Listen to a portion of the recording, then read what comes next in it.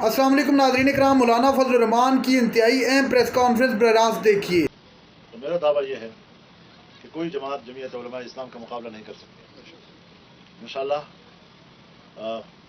پوری دل جمی کے ساتھ، ایک اچھے جذبے کے ساتھ ہم قوم کو دعوت دیں گے، ہر فرد کو دعوت دیں گے کہ وہ جمعیت علماء اسلام کے قافلے میں شریک ہوں اور ملک کی بہتری کے لیے، اس کی سلامتی کے لیے، اس کی بقا کے لیے، اس کی تقویت کے لیے اپنا کردار ادا کریں۔ آپ جانتے ہیں ہم اس ملک میں ایک مثبت جمہوری جدوجہد پہ یقین رکھتے ہیں۔ پاکستان کو ایک اسلامی فلاحی ریاست بنانا چاہتے ہیں اور اس کے لیے وہی راستہ اختیار کرتے ہیں جو راستہ ہمیں ملک کا آئین دیتا ہے۔ ہم پارلیمانی نظام سے وابستہ ہیں اور وابستہ رہیں گے انشاءاللہ۔ ہم نے امن کا راستہ اختیار کیا ہے اور امن کے اس راستے پر استقامت کے ساتھ آگے بڑھیں گے۔ پاکستان کے خلاف اگر کوئی سازش ہوتی ہے، ہم ہر سازش کا مقابلہ کریں گے اور عالمی قوتیں جس طرح پاکستان پہ اثر انداز ہوتی ہیں، پاکستان کی سیاست پہ اثر انداز ہوتی ہیں، پاکستان کی معیشت پہ اثر انداز ہوتی ہیں، اسے اپنے کنٹرول میں لینے کی کوشش کرتی ہیں، ہم عالمی قوتوں کی ان سازشوں کا مقابلہ کریں گے۔ ہم نے ہمیشہ کیا بھی ہے اور آئندہ کے لیے بھی۔ پاکستان کی آزادی، پاکستان کی خود مختاری، پاکستان کے استقلال کا تقاضا یہ ہے کہ ہم دنیا کے ساتھ دوستی رکھیں اور کسی کی ہم غلامی قبول نہ کریں۔ غلامی قابل قبول نہیں ہے۔ بدقسمتی سے جب الیکشن کا وقت آتا ہے تو ہمارے جاسوسی ادارے حرکت میں آ جاتے ہیں، وہ پورے انتخابی نظام کو اپنے کنٹرول میں لے لیتے ہیں، یہاں تک کہ پولنگ اسٹیشنوں کی سطح پر جا کر وہ انتخابات کو اپنی مرضی کے مطابق ڈھالنے کی کوشش کرتے ہیں۔ نتائج تبدیل کیے جاتے ہیں۔ 2018 کا الیکشن ہوا، ہم نے اسی بنیاد پر اس کو مسترد کیا اور آج 2024 کے الیکشن کو بھی جمعیت علماء اسلام نے اسی بنیاد پر مسترد کیا ہے۔ ہم نے رد عمل میں اپنا موقف پوری دنیا کو متعارف کرانے کے لیے چاروں صوبوں میں عوامی اسمبلیاں منعقد کی۔ بلوچستان میں، سندھ میں، خیبر پختونخوا میں اور پنجاب میں۔ ابھی حال ہی میں ہم نے مظفر گڑھ میں جو عوامی اسمبلی کی، یہ تاریخ کے بہت بڑے جلسے تھے۔ عوام نے جس طرح پذیرائی بخشی، عوام نے ہمارے سر فخر سے بلند کیے۔ عوام کی اس شمولیت نے 8 فروری 2024 کے انتخابات کی حقیقت کو بے نقاب کر دیا اور واضح طور پر دنیا کو بتایا ہے کہ یہ ہماری رائے نہیں تھی، ہماری رائے کو تبدیل کیا گیا ہے۔ چاروں صوبوں کے عوام کی رائے لینے کے بعد جمعیت علماء اسلام کی مرکزی مجلس شورا اور اس کے عاملہ عید الاضحیٰ کے بعد پھر بیٹھے گی اور آئندہ کا لائحہ بندے گی۔ ہم خوب جانتے ہیں کہ ہمارے ہی ہم سفر، انہوں نے آج اس الیکشن کے نتائج کو تسلیم کر لیا اور اقتدار میں جا کر بیٹھ گئے، لیکن ہم نے اپنا اصول نہیں بدلا اور ہم آج سے اعلان کرتے ہیں کہ اگر آئندہ بھی پاکستان کی اسمبلیوں کو اپنی مرضی کے مطابق ڈالنے کی کوشش کی گئی، نتائج تبدیل کیے گئے، تو پھر یہ جنگ جاری رہے گی۔ ہم سر تسلیم ہم نہیں کریں گے، ہم سرنڈر نہیں ہوں گے۔ جو قوتیں ایسا کرتی ہیں ان کو عوام کے سامنے سرنڈر ہونا پڑے گا۔ پھر یہ جنگ ہے، پھر یہ جنگ جاری رہے گی اور جو بھی نتائج ہوں ہم ان نتائج کو قبول بھگتنے کے لیے تیار ہیں انشاءاللہ۔ اللہ ہمیں استقامت نصیب فرمائے۔ اس وقت حالات کیا ہیں؟ ہم نے کہا تھا کہ جو آپریشن آپ فاٹا میں کر رہے ہیں، سوات سے شروع کر رہے ہیں، ہم نے اس وقت بھی اس حکمت عملی پہ اعتراض کیا تھا۔ آج 2024 میں آپ دہشت گردی کے خلاف جنگ کے نام پر ہماری فوج، ہماری ایجنسیوں، جنرلز، ان کی بنائی ہوئی حکمت عملی، اس کے نتائج اپنے آنکھوں سے دیکھ رہے ہیں کہ کیا دہشت گردی ختم ہوئی یا اس سے کئی گنا اور زیادہ بڑھ گئی ہے۔ اور مجھے تکلیف ہوتی ہے یہ کہتے ہوئے کہ صوبہ خیبر پختونخوا اور بلوچستان میں ریاستی گرڈ ختم ہو چکی. عوام مسلح تنظیموں کے رحم و کرم پر ہے. کوئی شخص اپنے ماحول میں محفوظ نہیں. اور یہ معلوم نہیں ہو سکا آج تک کہ ہمارے ادارے واقعی دہشت گردی کے خلاف جنگ لڑ رہے ہیں یا دہشت گردی کے خلاف جنگ کے نام پر وہ قبائلی علاقوں کے معدنی ذخائر پہ قبضہ کر رہے ہیں. وہاں تک رسائی کے لیے اپنا جواز تلاش کرنے کی کوشش کرتے ہیں. وہ اپنا اعتماد بھی کھو بیٹھے. اب لوگ نہ فوج کو آپریشن کرنے کی اجازت دے رہے ہیں نہ اس پر وہ اعتماد کر رہے ہیں. اگر ہمارے اداروں پر اور ہماری فوج پر عام آدمی کا اعتماد ختم ہو جائے گا, آپ بتائیں کہ امید کی آخری جگہ کیا رہ جائے گی ہماری؟ ہم اس کے لیے فکر مند ہیں. نہ ہم فوج کو کمزور دیکھنا چاہتے ہیں, نہ ہم ملک کی دفاع کو کمزور دیکھنا چاہتے ہیں, ان کو طاقتور دیکھنا چاہتے ہیں, لیکن ان کی پالیسیوں کے رخ کو تبدیل کرنا چاہتے ہیں. وہ گھمنڈ میں ہے کہ ہم جو کر رہے ہیں ٹھیک کر رہے ہیں. خدا جانے کس کے لیے کر رہے ہیں, اور خدا جانے عالمی کون سی قوتیں ہیں جو ان کی حکمت عملی پر مطمئن ہیں, لیکن پاکستان کا عوام مطمئن نہیں ہے, اس کا اپنا بھائی اور اپنا گھر مطمئن نہیں ہے, ان کے اپنے مائیں اور بہنیں مطمئن نہیں ہیں. ہمیں کس طرح اعتماد میں آپ لیں گے؟ ہم آپ کو طاقتور دیکھنا چاہتے ہیں اور ہمیں پتا ہے کہ آپ ہمیں کمزور دیکھنا چاہتے ہیں. یہ بھی معلوم ہے. آپ سیاست کو کمزور دیکھنا چاہتے ہیں, آپ پارلیمنٹ کو کمزور دیکھنا چاہتے ہیں, آپ ان کو اپنے گھر کی لونڈی بنا کر رکھنا چاہتے ہیں. سب کچھ معلوم ہے. ہماری نیتی بھی آپ کو معلوم ہے اور آپ کا کردار بھی ہمیں معلوم ہے. لیکن ہم چاہتے ہیں کہ ان حالات سے ہم نکلیں, باعزت راستہ اس کے لیے نکالیں.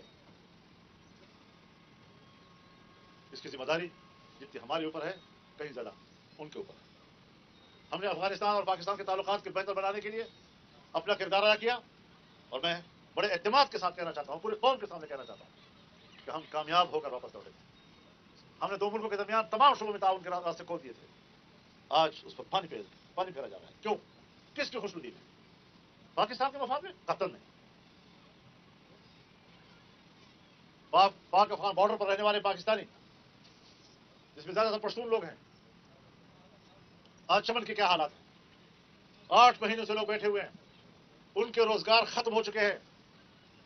اور میں بتانا چاہتا ہوں, درد دل کے ساتھ بتانا چاہتا ہوں کہ ان کے گھروں میں جو خواتین کے زیورات تھے وہ بھی انہوں نے بیچ ڈالے ہیں, وہ بھی ختم ہو چکے ہیں. اپنے گھروں کے دروازے اور کھڑکیاں بیچ رہے ہیں اور صبح شام کی روٹی کے لیے انتظام کر رہے ہیں. اور ریاست ہے کہ کوئی متبادل روزگار کا انتظام کیے بغیر ان پر دباؤ ڈال رہی ہے کہ جو ہم کہتے ہیں ماننا پڑے گا. جبکہ یہ چیزیں چلنے والی نہیں. انگور اڈا کے لوگ جو جنوبی وزیرستان کا آخری شہر ہے, بارڈر کا گاؤں ہے, اسی زمانے میں گیا ہوں وہاں, اور مجھے یاد ہے میری رات افغانستان میں تھی اور میں جلسہ پاکستان میں تھا. ڈیورل لائن ایک ایسی لکیر ہے کہ جس نے نہیں دیکھا کہ گھر کے کمرے جو ہیں افغانستان میں ہے اور صحن پاکستان میں ہے. گھر کا صحن افغانستان میں ہے اور کمرے پاکستان میں ہے. جنہوں نے نہیں دیکھا کہ مسجد کا محراب افغانستان میں ہے اور اس کا صحن پاکستان میں ہے. امام افغانستان میں کھڑا ہوتا ہے اور مقتدی پاکستان میں کھڑے ہوتے ہیں. کیوں اس بات کا ادراک نہیں ہے لوگوں کو؟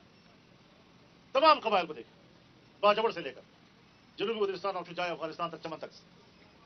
قوم ادھر رہ رہی ہے, زمینیں ادھر ہیں, قوم ادھر ہے, زمینیں ادھر ہیں. یہ انگریز کی لکیر تھی. انگریز کی لکیروں پر آپ ملکوں کو اور ملکوں کے عوام کو اور قوموں کو کس طرح تقسیم کرتے ہیں؟ انہوں نے اپنے روزگار کے لیے وہاں لوکل سطح کا کوئی انتظام کرنا ہوتا ہے. آپ ان کے وہ مواقع بھی ان سے غصب کر رہے ہیں, ان سے چھین رہے ہیں اور عنوان دیتے ہیں پاکستانی مفاد. سبھلی کو ختم کر رہے ہیں ہم لوگ. خدا نہ کرے کل کوئی کہنے والا کہہ جائے گا کہ عوام کو تو کہا جا رہا ہے کہ تم سمگلنگ کر رہے ہو, جبکہ عوام سمگلنگ نہیں کر رہے. عوام اپنے روزگار کے لیے دن رات کی محنت کر رہے ہیں. اگر سمگلنگ کرتے ہیں تو پھر بڑی سمگلنگ کے بڑے مچھر بھی تو آپ لوگ ہیں. آپ کی ناک کے نیچے لوگ کرپشن کرتے ہیں. تو لوگوں پر کیا ظلم کیا جا رہا ہے, کیوں کیا جا رہا ہے؟ تورخم اور باجوڑ سے لے کر سرحد کے اوپر رہنے والے لوگوں پر زندگی عذاب کر دی گئی. ملک کیا بنے گا؟ کیا پھر ایک نیا شیخ مجیب الرحمان تیار کرنے کی کوشش کی جا رہی ہے؟ پھر کسی کے ساتھ ملک کو توڑنے کا الزام تھوپنے کے لیے بندے تلاش کیے جا رہے ہیں؟ سنبھلنا ہوگا, ہمیں مسئلے کو حل کرنا ہوگا. اور جمعیت علماء اسلام سوچتی رہی کہ شاید ہمارا ملک ہماری اسٹیبلشمنٹ، ہماری بیوروکریسی اپنے عقل و خرد کی بنیاد پر ان عام لوگوں کی مشکلات کو حل کر دے گی. لیکن اگر وہ جبر کا راستہ لے گی تو پھر جبر کے مقابلے میں ہم اپنے عوام کے ساتھ کھڑے ہو جائیں گے. معاملے کو معقولیت کے ساتھ حل کرنے کی کوشش کی جائے، تعاون کے لیے ماحول بنایا جائے. ہم ملک کے لوگ ہیں، ہم اس ملک کے لیے بہت کچھ کرنا چاہتے ہیں، لیکن آپ نے ہر اس ماحول پہ آگ لگائی ہے جس ماحول میں تعاون کیا جا سکتا ہے. اس ماحول سے نفرتوں اور شکایتوں کے شعلے بھڑک رہے ہیں. کہاں کھڑا کر دیا پاکستان کو تم نے؟ اور ناز ہے اپنے عقل و خرد پر. آپ کے پاس عقل و خرد نہیں ہے، آپ کے پاس صرف طاقت اور طاقت کا نشہ ہے. تو اس بنیاد پر ہمیں تو سوچنا چاہیے. فلسطین میں کیا ہو رہا ہے؟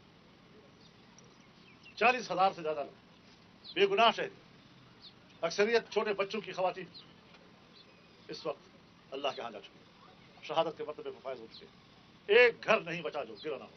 ملبوں کے نیچے ابھی تک لوگ پڑے ہوئے ہیں. اور جب وہ کیمپوں میں جاتے ہیں تو کیمپوں پر بھی بمباریاں ہو جاتی ہیں. جب ان کی طرف امدادی سامان جاتا ہے اس میں بھی بمباری ہو جاتی ہے. جنگی جرائم کے یہ مرتکب، چاہے اسرائیل خود ہو، چاہے امریکہ ہو، چاہے مغربی ممالک ہو، جو انسانی حقوق کی بات کرتے ہیں، آج خود انسانی حقوق کا قتل کر رہے ہیں. مسلمان دنیا سے تو جنوبی افریقہ بہتر کہ عالمی عدالت انصاف میں کیا، اور عالمی عدالت انصاف نے اسرائیل کی جبر کو جبر کہا، ان کے حملوں کو روکنے کا حکم دیا. آئے نا امریکہ اس کو امپلیمنٹ کروائے، اس پر عمل درآمد کروائے. آئے نا مغربی دنیا.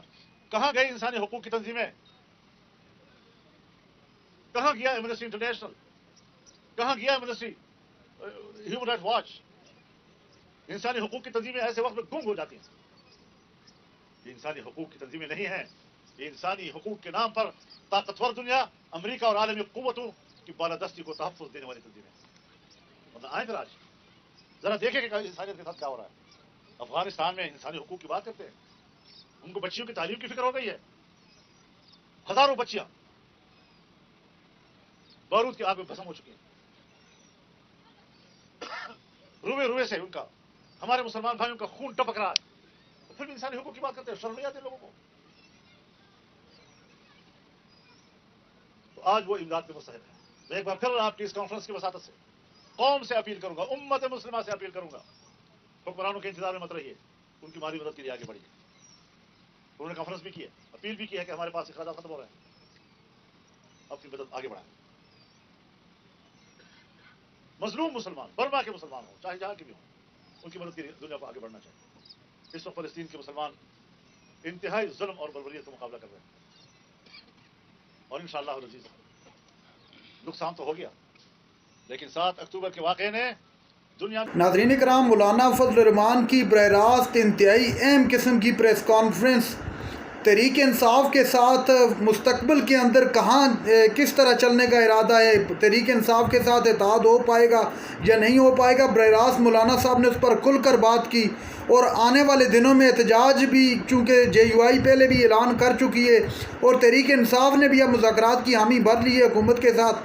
اگر مذاکرات کامیاب نہیں ہوتے تو پھر جو ایک بڑا احتجاج دیکھنے کو ملے گا. تحریک انصاف کے رہنما بھی اس بات کا کہہ چکے ہیں.